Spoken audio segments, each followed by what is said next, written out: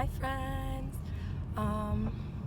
This will be our last little check-in before high-end student teaching. The last 3 weeks. This past week we did Earth Day, which was super fun. Just kind of closing off some other units and whatnot. Still doing more reading interventions and really trying to hit on those phonics, spelling, writing, reading, and everything, just to make sure that the kiddos are ready for 2nd grade. They're ready to move on. But I'll show you the little Earth Day books that we did that were super cute. I love Earth Day. It's one of my favorite days to talk about in school because I love science, if you couldn't tell. And so just teaching them different things about Earth Day and the little things that they can do to help take care of our planet, you know. It's a lot of fun. And then we also got to talk about the Lorax. I have the 50th anniversary book of the Lorax because I think it just, like, that edition just came out this year. This is the 50th anniversary or whatever. So I have that edition and we read that and they loved it. And then on Earth Day and that Friday, we got to watch the Lorax, and it was so fun watching them kind of make the little connections between the book and the movie. They were like, oh, that's the kid that talks to the Onceler or whatever. And it was just super fun because the Lorax is one of my all-time favorite movies, so that was super fun to share with them. And then I will talk to you after next week. Bye. So for Earth Day, we did like these cute little Earth Day books. Everyone's had their name on it. I put my name, obviously. And then it says, I love Earth because, and you can color it. And then we kind of just like talked about like different things. This one, we did like different words that start. And obviously like we made a list and they could choose and whatever. But and they colored the pictures and everything. So just like little things to help take care of our Earth, promote Earth Day and whatever. So we had some swords, some rhyming, whatnot. And this one. And then the last one says Earth is home for. And then it's got like little things underneath. So it was super cute. They really enjoyed it. We got to watch some videos and do some extra activities about Earth Day. So that was super duper fun to do. Hi friends. So last I left off, we had just finished Earth Day and the Lorax and everything. I had planned to teach the second to last week, that whole week, like my last full week that I was there, and then that last 4 days that I was teaching the following week, we were going to switch over, and then I was going to do some testing and whatnot and kind of lessen my responsibilities, and Julie was going to teach more, and then we were going to have a party to celebrate. But that was a fail because but I taught most of that week, and then Thursday evening we had found out there was, what's it called, when someone tested positive for COVID. So everybody was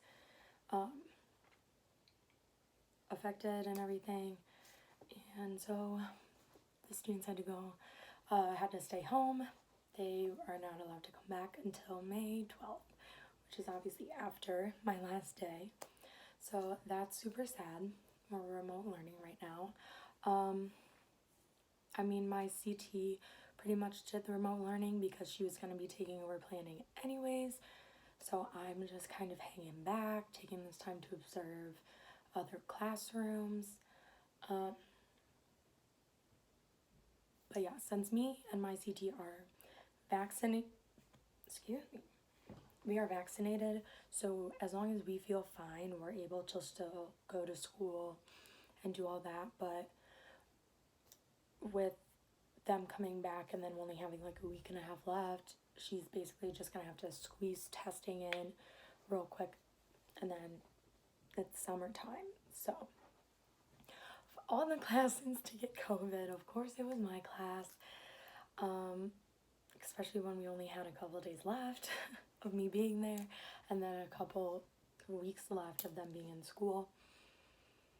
But it's fine. Me and my CT worked out. I'm gonna go back after they can come back and everything, like that Friday. I'm gonna go back for the afternoon so we can have our party and celebrate and stuff, because a lot of the kiddos are a little worried that I'm gone and everything. So I'm posting like read alouds on Dojo just to say, hey, I'm still here. You're still gonna see me. We will celebrate our party when we can all come back. So to say that I've literally gone through anything and everything with this class that I could have experienced, it happened. Okay, COVID obviously, we had to leave school my last couple days because of COVID. Lots of drama, pocket knife situation, students plotting to leave the school and actually doing it, swear words flipping off, there's passing of a faculty member, behaviors, academic support, anything, you name it. I wrote down some some statistics, like percentages of the class that I was working with. 43% of them, only 43% of them, come from traditional family structures. So when I say traditional family structures, that's the mom, dad, siblings come from the same parents and everything. So that means that 57% of my students were not from traditional family setups. They lived with grandparents. They only lived with one parent. All of their siblings came from different people. You name it. And so that kind of caused me to reflect on my instruction and my media and resource and materials I was presenting to the class. Not all of them have brothers, sisters, mom, dads, so I had to adjust that. I had to include more literature and videos that incorporated non-traditional family structures, and that's just kind of becoming the norm now. So many people have kiddos with like outside of marriage or outside of wedlock, or people get divorced. Like divorce is so common nowadays that it's causing us to have to readjust the things that we present to our students and the things that we say. I can't say, oh, hi Stella. I can't say to my general classroom, tell your moms and dads, because not all of them see their moms and dads every day. A lot of mine live with grandparents and things like that.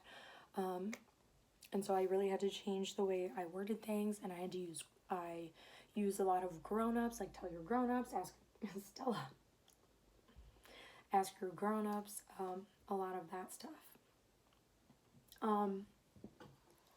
52% of the students, I should also add that there's 21 students in the classroom that I was in. There was 21 of them. So that's kind of where I'm getting some of these numbers. But 52% of them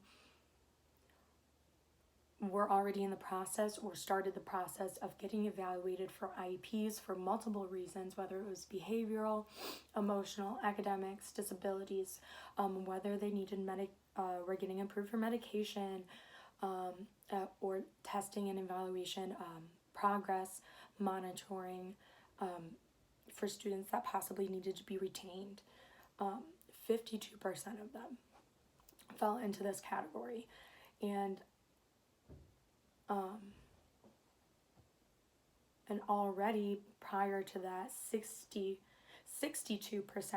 were already getting Title I or some sort of reading intervention.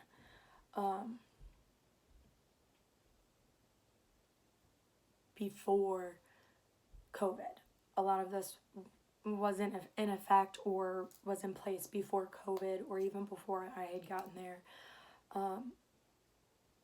And there was a lot of individual needs that needed to be met.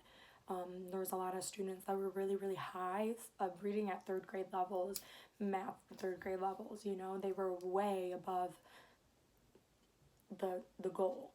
And then I had the ones in these percentages that fell below the mark. And so just trying to identify and support those individual needs while still addressing and challenging the ones that were way above the level and utilizing those skills and everything. Stella, you just want to show off for the camera, don't you? But just kind of addressing all of those different needs. It was a lot, and it was something that, like, yeah, I was used to differentiating lessons, and I was used to creating modifications and accommodations. Okay, Stella, it's my turn. But when it's 62%, 52%, over half of the classroom in a general education classroom, when all of their needs were so scattered all over the place, like I said, they were getting evaluated for behaviors, emotional,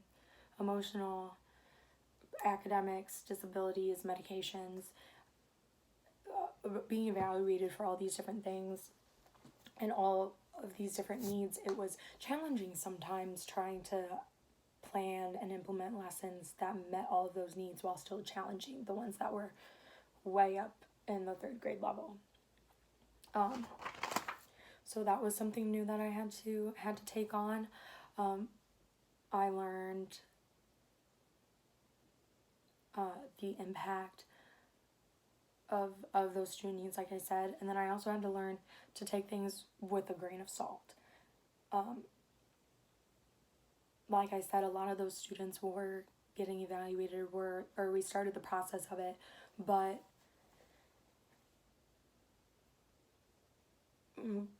not all of those needs were being met on the administration paperwork side, you know, like we can't hand out, there wasn't enough resources or people to hand out all these IEPs or all these things, you know. There was only one small self-contained special education classroom, and there's only so many limited resources and money, and so it's just hard knowing that things happen outside of your control that you can't help. And so sometimes when students fall, it's hard to not take that personally.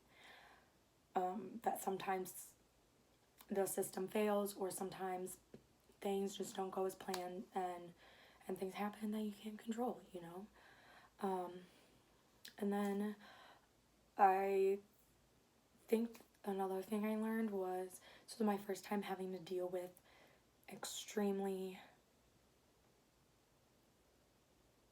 I don't want to say difficult, but extremely interesting parents or family members, guardians. I'm not going to go into specifics and stuff like that, confidentiality and everything, but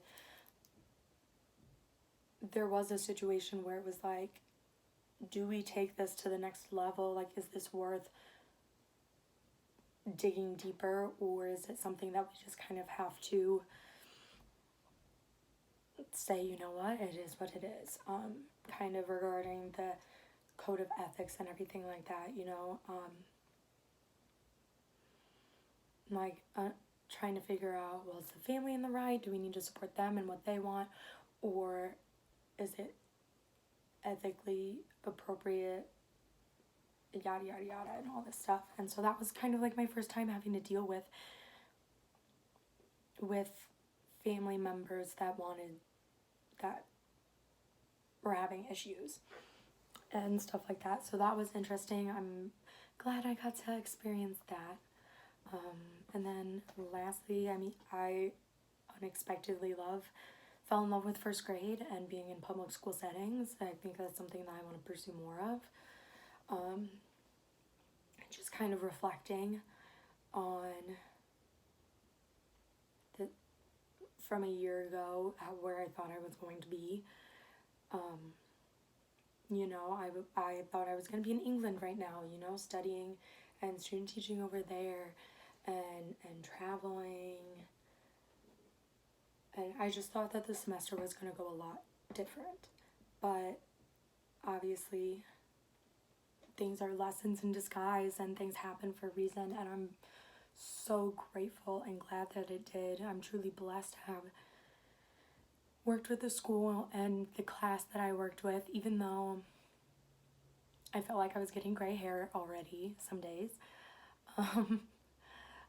I love every single one of those students, and I cannot wait to see their smiling faces again. I learned so much from my CT and from the other faculty and staff at the school. They were also warm and welcoming, providing me with resources and helpful tips and advice throughout the entire time. Everyone was loving, and I seriously just couldn't have asked for a better student teaching experience with the highs and the lows, Even though I'm spending the last few days of my student teaching experience in remote learning, I'm still grateful that I will be able to go back and see them again, and I'm still grateful for the experience that was given to me this semester. So Miss S will be signing off for now, and I'll see you friends later. Bye.